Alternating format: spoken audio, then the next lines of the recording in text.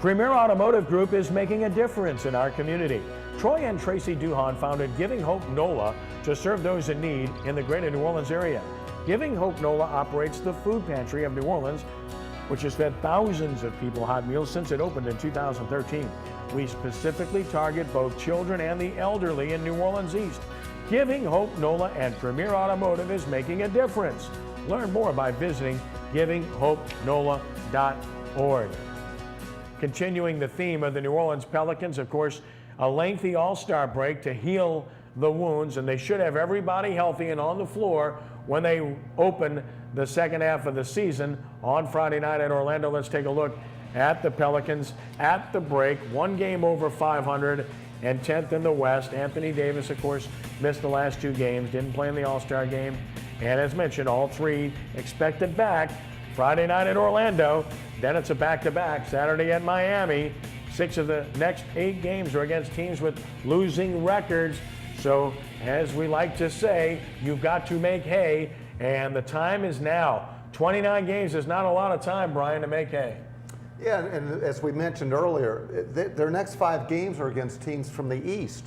And these are teams that they should go 4-1 against. They got the Raptors come in here next week.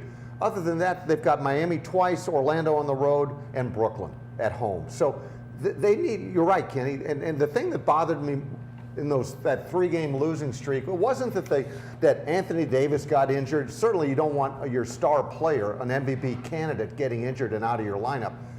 But the way that they played the next 2 games in Utah and Indiana that you mentioned, to me, it reminded me of the Saints playing against Carolina this past season. There was no sense of urgency.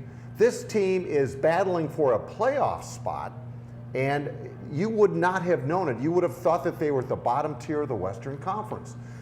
That problem lies with the head coach. I don't care if you're making $5 million as a player, you still need to get some direction and some encouragement from your head coach. And we talked about this in offset. Monty does need to light a fire under these guys, and it needs to happen now. You made a very good analogy about the Saints in Carolina. They weren't ready to play. No. And the Pelicans in Indiana, they weren't ready to play. There's no question. That's accurate. I agree with that. So, Ricky, we've reached the point of no return with excuses. You agree? I mean, I understand injuries, and they really do have excuses, but it's a result-oriented society and league with the money that's paid out. So at some point, you have to get beyond excuses, don't you? Yeah, I mean, but, you know, like Brian talking about Carolina. Carolina wanted the game better than the Saints, and you can see that, and then they proved that. I mean, they went out and they kicked the Saints' butt and bust them in the mouth. And what the Pelicans got to do is their coach got to let those players know that what he's looking for. And he too laid back. I mean, he's so laid back till he got the whole team laid back, so they don't have no fire in them. You know, Kenny, I wonder, and I do wonder this, is that if the Pels miss the playoffs again, and they have a playoff caliber team. I'm saying that they won't make the playoffs, doesn't mean that they won't compete for that 8th spot. I'm wondering what's going to happen after this season if they don't make it. I mean, is it time to move on? Well, we'll see. I think a lot has to do with the ownership situation, and we'll see how that develops ultimately. All right, let's take a look at the race for 8, because that's truly what the Western Conference is all about. As we speak, the Suns 4 games over, the Thunder 3 games over, and the Pelicans a game behind the Thunder.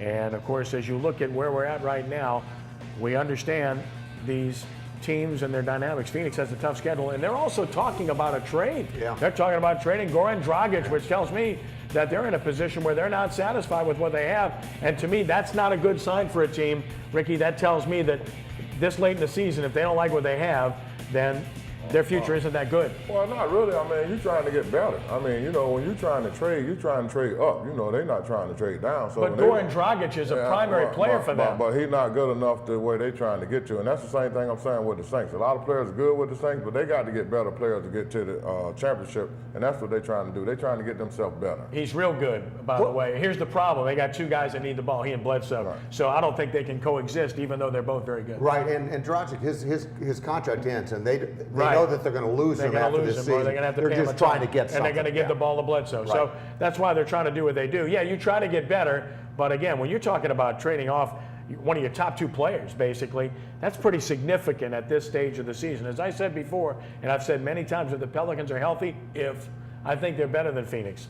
I don't think they're better than Oklahoma City. Yeah, That's right. kind of. I agree with you. I agree. That's why Okie City just seems like the natural team to put in there in the I eighth spot. think the Pelicans better than them for one reason. The Pelicans got a whole 10-guy rotation that's good. I think they just got 2 guys, and maybe Barker's probably good, about 3 guys. But I think as the overall team, I think the Pelicans got 10 good guys that can really play basketball. To me, it doesn't matter what sport you're playing. If your team is on the upsurge as you're nearing the postseason or the end of a season, can you tell me that the Pels are on an upsurge right now? I don't think so. Yeah. I think Okie City is and will continue to ascend. And they have the experience level, Yeah. and I think that's a big part of it too. And they're not old. When we return, we'll talk college basketball and college baseball when Sports NOLA TV continues.